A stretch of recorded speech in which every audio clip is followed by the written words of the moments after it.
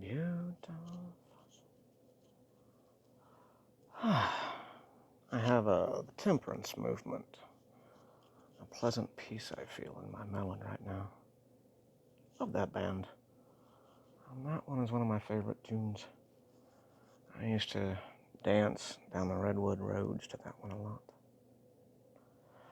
So, here's where we are. Let me see if I can stretch out and show you this. So I inherited some clothes from one of the dudes that I'm staying with, younger dude. Let me see if I can. Got myself some Leppard jeans again.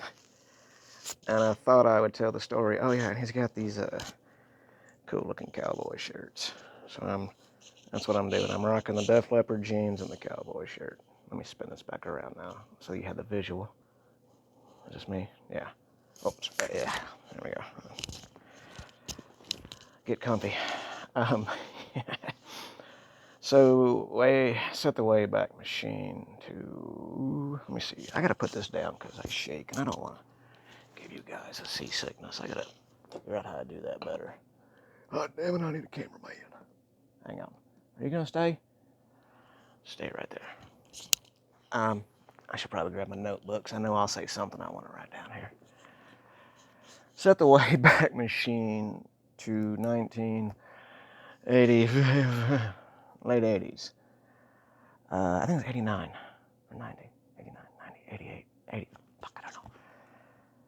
Def Leppard was huge. Pour Some Sugar on Me was all over the place. I love Def Leppard ever since the Texas years in the junkyard. Yes, I lived in a junkyard at one point. Not kidding. But I always try to look on the bright side. Do I have a joint? I do. And even though I live in a junkyard and rats ran over me when I was sleeping and whatnot, there were some really cool people there.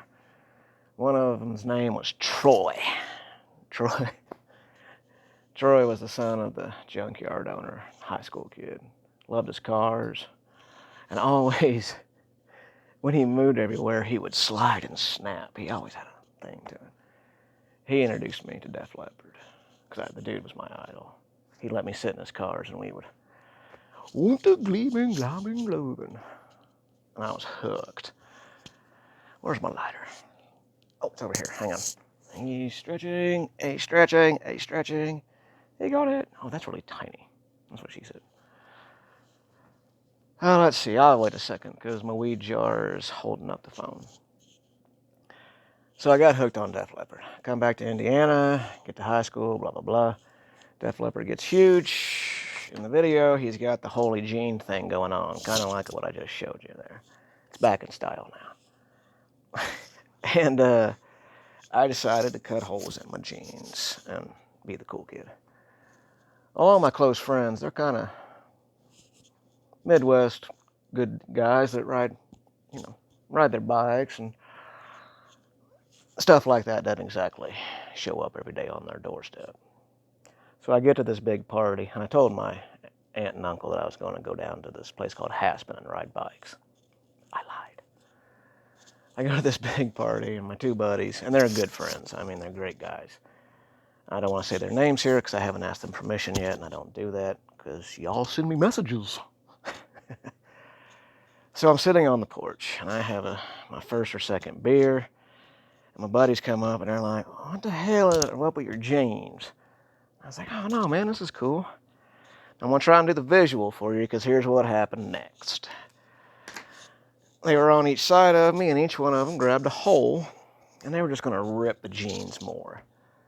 While I was sitting on the edge of the porch, they pulled me off it was a decent height, and I didn't know any better, and I tried to catch myself on the ground with my wrist. I stood up, and my wrist looked like London, one of those drawbridges. I don't know if London's not a drawbridge, is it? I had Fergie in my head there for a second. London. Anyway, so yeah, my wrist was snapped in two, and another good friend took me to the hospital. And by that point, I was in some serious pain, and I think I had 2-3 beers. Told them I didn't, obviously. And they juiced me up with some painkillers. Apparently, I got a lot of fun then. My one buddy felt horrible. It was the summer that we had a serious drought. My aunt and uncle just built a pool, and I had a cast. Although I broke my wrist so bad, I had one of those. You can't get that white cast wet all the way up to here. And I had to have it like this. The next day, I was supposed to go see Monsters of Rock, which is a big concert back then. And I thought I wasn't recording for a second. I was like, son of a bitch, I did it again. I do that a lot. My friend was nice to me all summer. Because the next day, there I am laying on the couch, and my uncle didn't believe in painkillers, so I didn't get any pain relief. And I'm laying there on the couch, just in so much pain. Another friend came up from Milroy, and she sat there with me and kind of held me. I kind of cried a little bit because the fucker hurt. But and here's where I was going to loop this back around. I've told that story a lot. My buddy does too. He goes, man, I felt horrible, but it was all good. We were all good in the hood, man. It didn't. No friendships were broken up. If anything, we got closer. So when the dude I'm staying with, his son came down and he goes, hey, these jeans might fit you. And they had holes in them like this. I was like, man, I'll take those and see if I can fit in them and paint on them and draw. And I told him the story about the wrist being snapped. It's memories like that when you get older, they really do make you who you are. Because I spent a lot of time in my room. I couldn't even like rub the rhubarb because, I was right-handed and I never learned very well to be ambidextrous.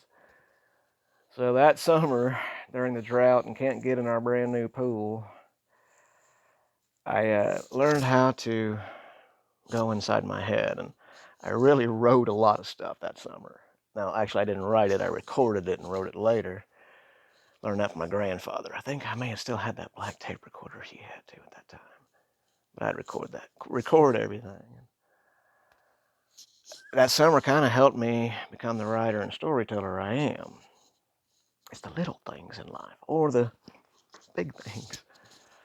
But I am going to enjoy wearing Def Leppard, I don't know what they call them now, but holy jeans again. And it's a good memory, it is. I mean, don't get me wrong, it sucked at that time because I had a big old cast and couldn't even, do what dudes do back then. Thank you for letting me tell you that story. That may be one of those I never write down. It's better to tell the visuals and everything. Sometimes you want to see a story written down so you can slowly enjoy it like you want to. Embrace those words how you feel them and feel the story how you want. Another time it's good just to sit next to somebody and have them ramble to you. Like this right here.